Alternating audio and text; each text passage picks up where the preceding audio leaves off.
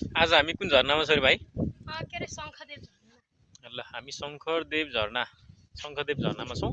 बाटोमा ठुलो पानी पर्यो, यहाँ बाटो हिले हिलो, एक ठाउँमा बाइक पनि हाम्रो लड्यो।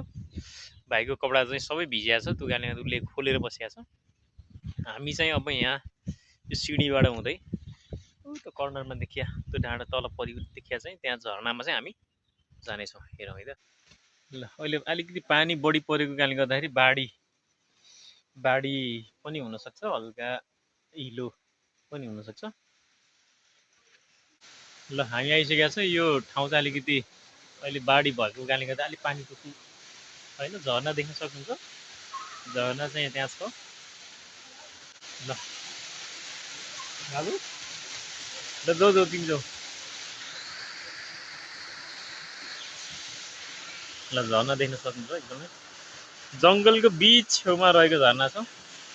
गर्मी याममा निकै नै रमाइलो हुन्छ पक्कै पनि। झरना हेर्नु निकै रमाइलो छ।